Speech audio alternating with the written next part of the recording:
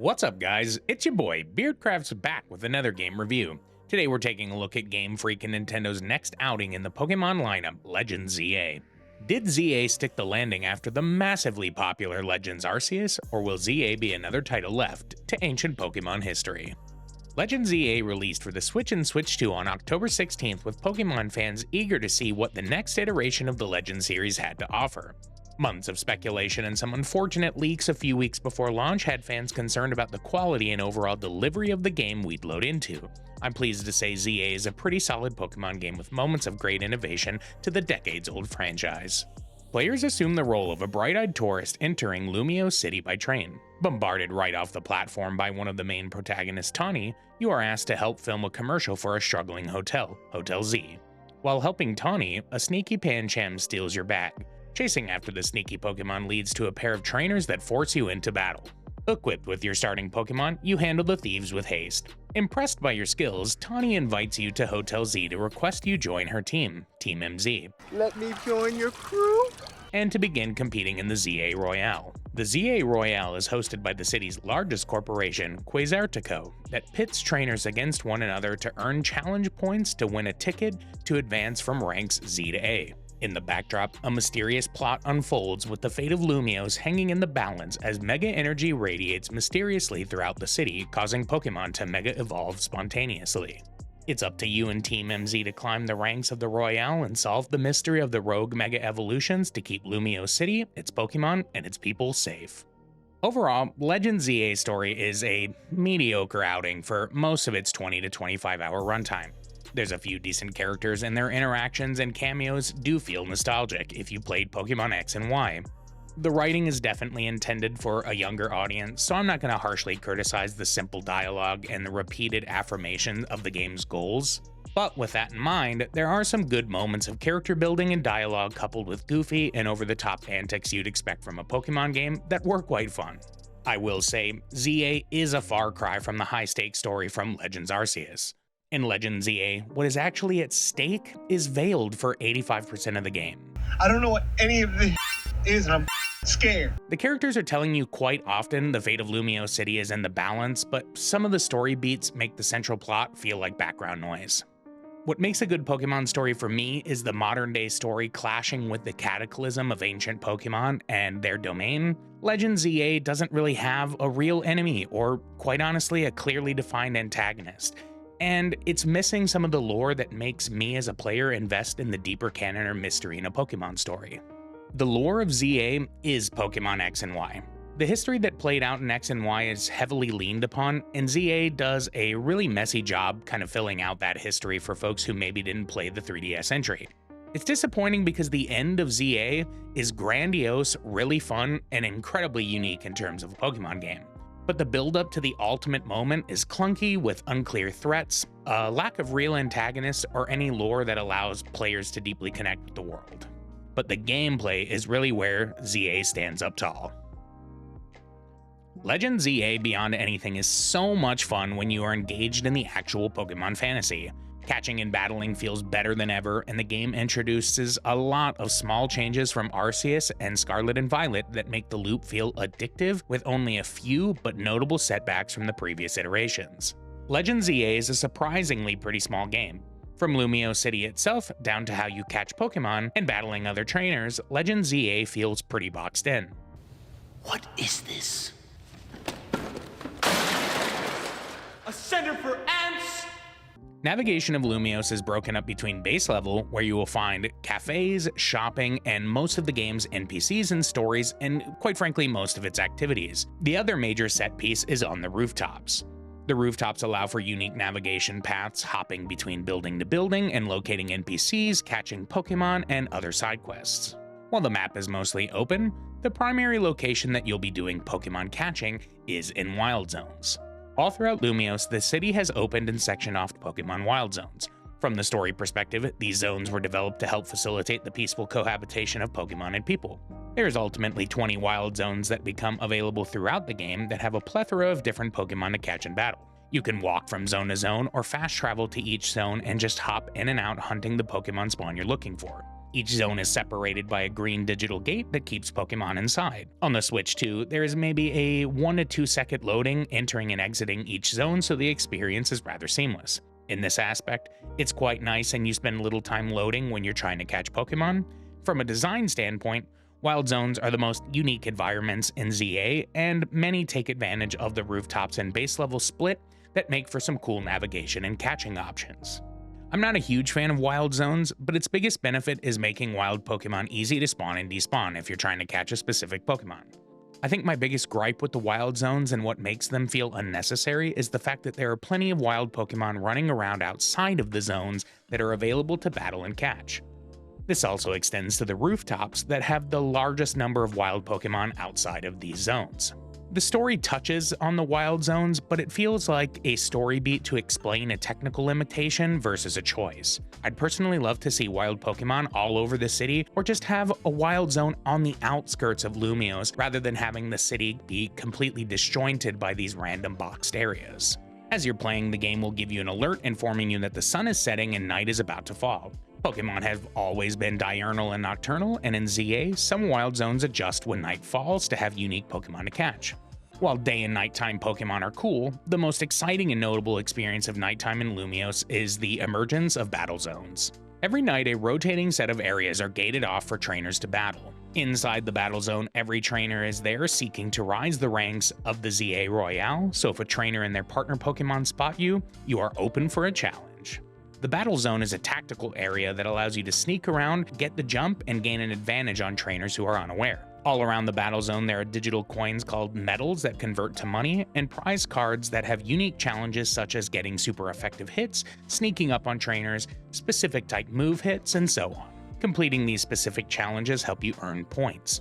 Each night you have a point pool that you must reach to get a challenger ticket to engage in a promotion match against another trainer. This process usually plays out in the story and rarely feels like a natural process, but the beauty is you can keep battling even when you've maxed out points and already have a challenger's ticket. The battle zones, quite frankly, feel like the least restrictive element of the game, giving you the most autonomy to battle and level up your team as you see fit.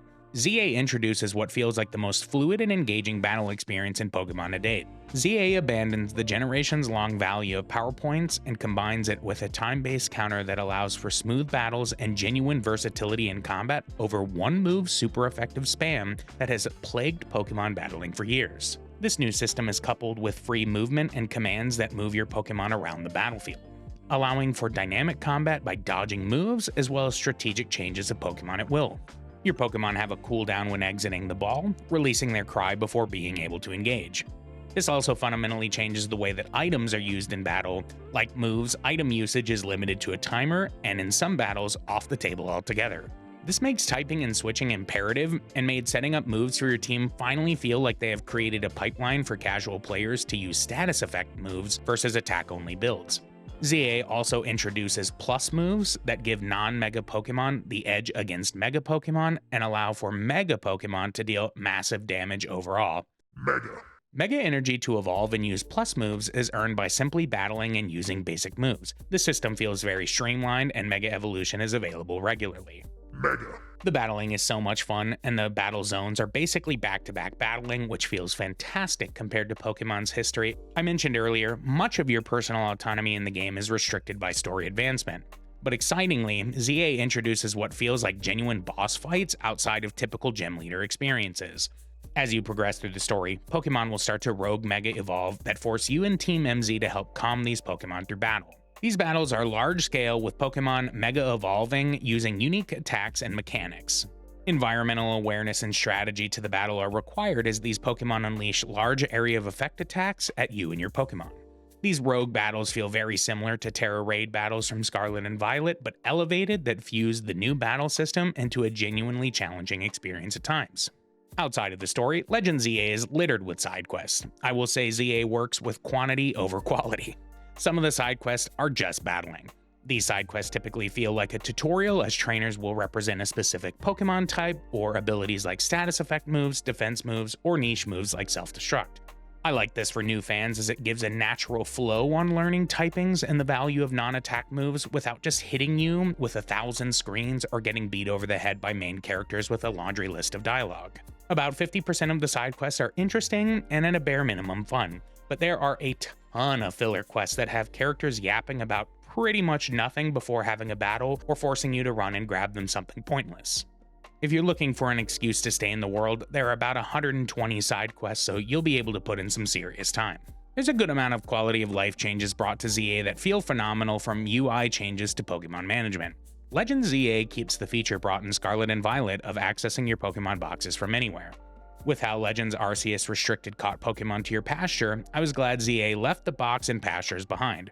On the menu screen where you evolve your team, you can also click the right stick and auto-heal your Pokemon, which is really convenient. Legends ZA brings a system of move changes from your menu and streamlines the system even further. You can switch out your moves as you see fit, not needing to speak with a move tutor. But even cooler, there's a secondary list that shows which TMs you have in your satchel that your Pokemon can learn, so no more fumbling through the 70+ TMs you have to see if it's compatible. Legends ZA is loaded with tons of customization options that make your trainer feel distinct. There are plenty of shops all over Lumious that offer different clothing options, from full-made outfits to individual accessories like glasses and earrings. Overall, Legends ZA's gameplay has a heavy burden to bear, as the story imposes a lot of restrictions and concepts that don't feel fully connected. With some confusing choices and step backs in a modern Pokemon title, the gameplay loop carries ZA and honestly is pretty addicting. The sneaking hunts of Pokemon catching from Arceus are brought forward and paired with a new battle system that feels like a huge step forward in finally achieving the Pokemon trainer fantasy. In some places, Pokemon has streamlined its gameplay in the best ways. It's just unfortunate to see it trapped in a disjointed box in a pretty uninspired environment. Upfront, I want to state that it is a very fun Pokemon game, and graphics do not make a game inherently good. With that said, Pokemon ZA is a disappointing entry for Pokemon in terms of its graphics. And what's really unfortunate about it is this isn't across the board. There are a lot of good things to look at in Legends ZA. The main characters, your trainer, and the Pokemon look pretty good. I think most impressive is the animations for Pokemon, both in terms of idle animations and battle. I particularly like when a Pokemon uses a move that has a build-up. For example, Vanilla-ish's eyes glow blue as the swirl of particles and wind build under it as it prepares to launch Blizzard. There's tons of awesome build-ups, and notably, these animations change when Pokemon go Mega. I was actually really impressed to see Blastoise Hydro Pump launch from its dual back cannons, but fire from the massive main cannon when it Mega Evolved. All over Lumios, there are parkour spots that allow you to get items and purple screws that you can trade for a valuable series of items. I didn't mention these purple screws in the gameplay section because I wanted to mention this here only for the fact that if it weren't for these purple screws, I would fast travel everywhere. The main map of Lumios is just so repetitive and boring. To give the game credit where it's due, there are some notable landmarks, and each wild zone are unique and variate largely. There are some awesome designs like the interior of the Quasartico building, but these bright spots are blotted by the rinse and repeat flat texture that feel drab and uninspired in every way.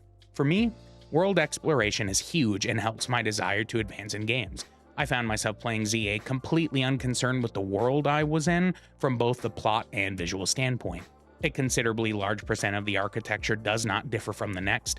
I can't help but feel that these are choices by Game Freak versus what was assumed as limitations for the Switch for a long time. We've seen Switch 1 titles like Luigi's Mansion 3, Breath of the Wild, Mario Odyssey, and many more that are really polished. I'm just surprised to see that they are still not going for a more advanced visual presentation for Pokemon, considering Pokemon is the wealthiest franchise in IP history. I think the visual stands out in such a stark contrast to how incredible the audio presentation is in ZA. Pokemon music has always been incredible, and ZA is no exception. The first time the slapping bass line hits when you engage in battle just sets you up for what to expect, and it's honestly just banger after banger. The sound effects in the game are quite good. The rhythmic ASMR of your shoes hitting the pavement to the energy storing and release of Hyper Beam and other moves, ZA satisfies the brain with tons of classic noises and sounds mixed with new and exciting battle noises and mechanisms that really bring the audio presentation to the forefront. It feels almost comical how good the audio is compared to the visual. They even have the character's mouth move as if to emulate spoken dialogue, but not a single bit of the game has voice dialogue. It just makes me feel resolute in my thought that the devs put all their cards on the new battle system to help this game stand on its own. All in all, Legends ZA is an incredibly fun game that brings a ton of fresh ideas to one of the oldest formulas in gaming. ZA combines the mainline Pokemon games with the new Legends series in intuitive and exciting ways. However, ZA feels like a game that had a ton of ambition, but when they went from ideas to execution, they had to cut a bunch of things that worked. To me, Pokemon Legends ZA attempts to fix things that weren't broke. I fundamentally do not understand why ZA is trapped in Lumio City. Or even if Lumio City was necessary for the story, why not break it into larger, more distinct sections similar to Legends Arceus? The one model, one map just feels claustrophobic and boxed in to the point that it feels like the environment and setting was an afterthought to the gameplay. The tight, circular map makes most of the locations feel like they're on repeat, and the repeating, narrow paths can make combat a headache. The number of times I found my Pokemon, many of which can fly by the way, trapped on stairs or parts of buildings because of how compact the space is, was very frustrating. I'm throwing all of this at you at the end to say, these things actually do fall by the wayside if you just acknowledge it is what it is, and that's kind of what Pokemon expects you to do, because when you do that, you're able to recognize the great mechanics and exciting new combat system at your fingertips. The gameplay 100% carries Legends ZA as the battles are dynamic and feel unique at every engagement, and the catching system presented in Legends Arceus brings us even closer to the true Pokemon trainer fantasy, and they brought that to life in Legends ZA. To that point, Pokemon Legends ZA lands a solid 7 out of 10. There's enough here that kept me coming back for more. The gameplay has brought me genuine joy and has brought us one step closer to the true Pokemon trainer fantasy. The problem is when you start to look around, all the beauty in front of you is marred by a second-thought claustrophobic environment that feels like a step back for a game that launched on the next generation of Nintendo's platform. There's tons of great features in ZA, and it feels like a good enough entry. It is the least technically flawed, and I think there's something to say about that. It also introduces the most innovative change to battling in the Pokemon franchise in decades. Legends ZA just had a heavy order to fill after how incredible Legends Arceus was, and ZA felt like a narrow approach after the scale of Scarlet and Violet. Pokemon fans will likely walk away from this game with split feelings, but I can say I was overall satisfied with my time spent and am looking forward to the shiny hunt and the in-game content. While Legends ZA doesn't rewrite the playbook for Pokemon, it introduces a ton of new mechanics that we will likely see in future Pokemon games from here on out. Thank you so much for your time. What was your favorite part of ZA? And if you haven't jumped in yet, what are you still skeptical about? Don't forget to like and subscribe to support the channel, and I'll catch you all next time. Take care.